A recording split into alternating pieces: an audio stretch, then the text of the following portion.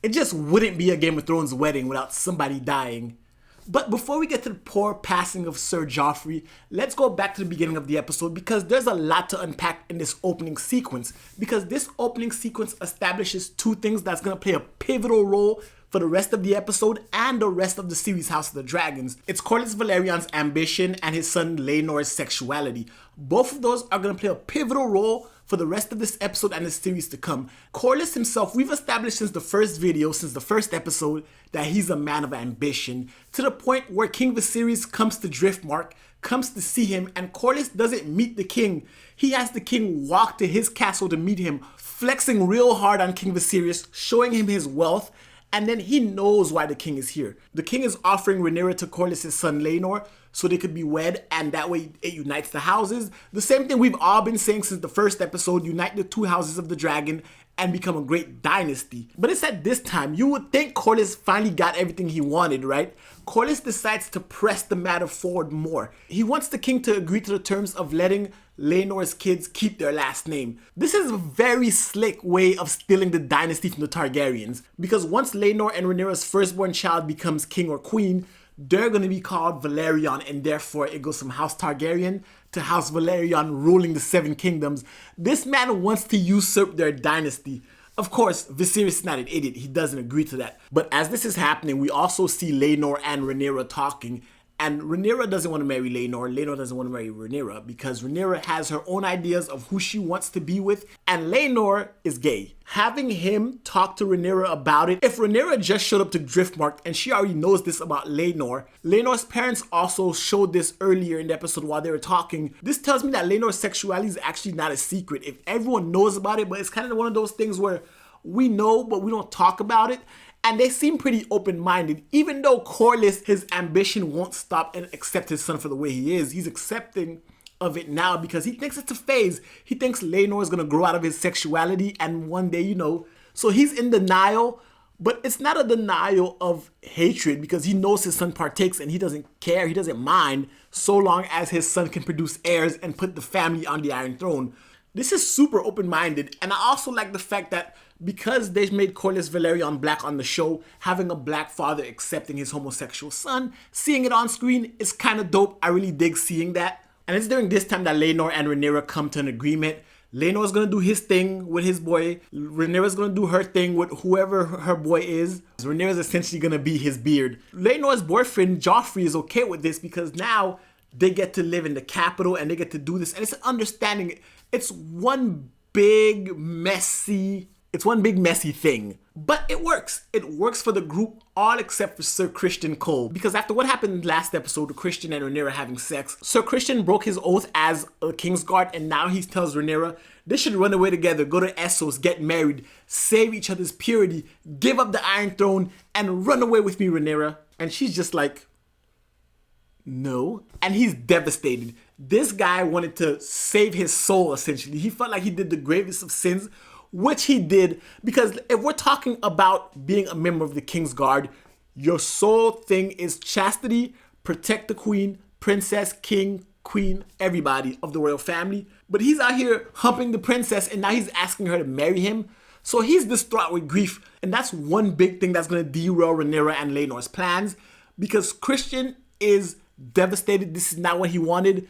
This is against his honor. He has a strong sense of morality, even though he did it. And Rhaenyra didn't really force him. She kind of like teased him, kissed him a couple times, and he was already taking the armor off. So like, I don't know how deep his morality goes, but apparently this guy is distraught. Speaking of people who are distraught, throughout this entire episode, Alicent has been distraught. She comes to find out that Rhaenyra lied to her. She found out about Criston Cole because she just wanted to ask him a few questions. She didn't even pressure him at all. She was just kind of asking questions, more so on the Daemon tip, and he just blurted out all his sins and confessed, which does two things. One, it shows Alicent that Rhaenyra is lying to her and she can't be trusted.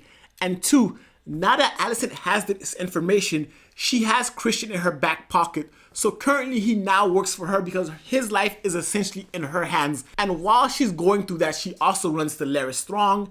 He tells her about the tea, and now she knows for certain Rhaenyra is now on her side, compounded with the fact that her father left and was banished because of Rhaenyra.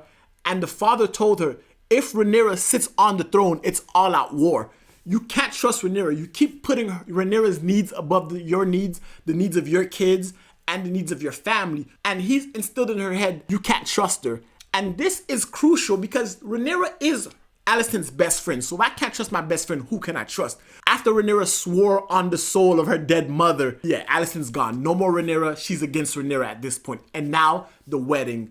The wedding is here and the guests are arriving. Daemon shows up after being banished because the king banished Daemon last episode to go back to his wife. Daemon goes to the Vale, kills his wife. Now he's back and, hey, my wife's dead. You can't prove it was me.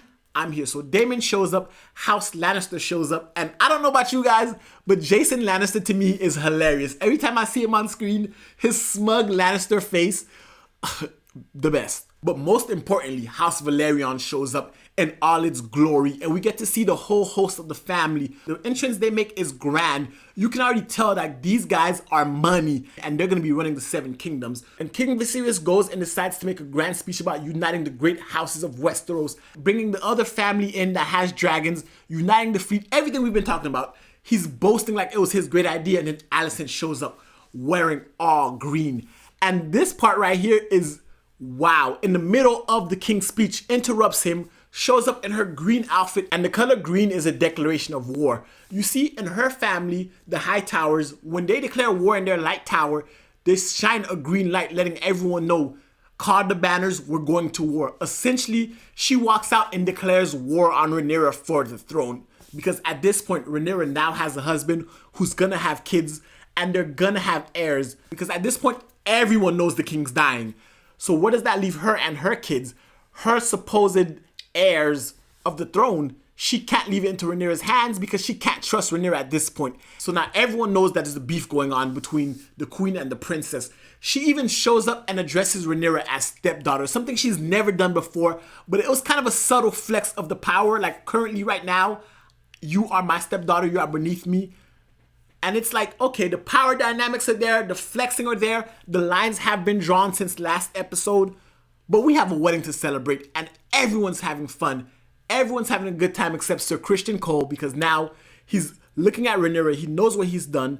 The queen has him in his pockets. Laenor doesn't care because Laenor's with Joffrey and he's frolicking around with his friend. His dad is like watching him, freaking out because he's like, yo, stop doing this gay shit right now. That's essentially what he's saying, right? Without saying it.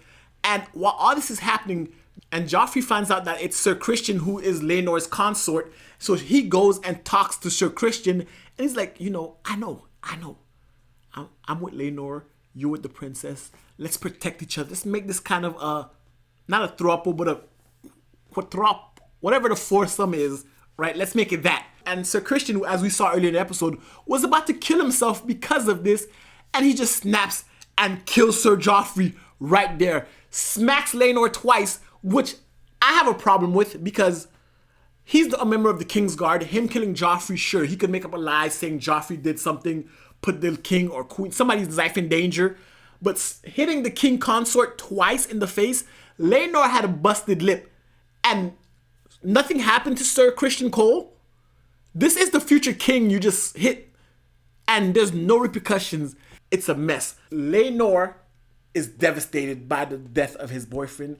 Everyone can see. Even Daemon knows Laenor is gay. When he goes to dance with Laena, and we saw that tension, that chemistry between Laena and Daemon, right? So that's a connection there. But he also says, you're as pretty as your brother, insinuating that everyone knows Laenor swings that way. And now King Viserys has had enough. He closes the party off and he marries them right then and there, uniting the two houses. When it's time to kiss the bride, Laenor doesn't kiss Rhaenyra. He gets a peck on the cheek because he's traumatized that the love of his life is dead.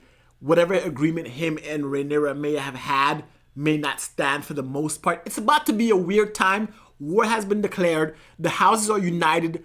But now Laenor, his sexuality, all that complicates the entirety of the season going forward. But that's House of the Dragons episode 5. I'd love to hear your thoughts about it in the comment section below. If you like this video, give it a thumbs up, hit the subscribe button, and until next time, binge on.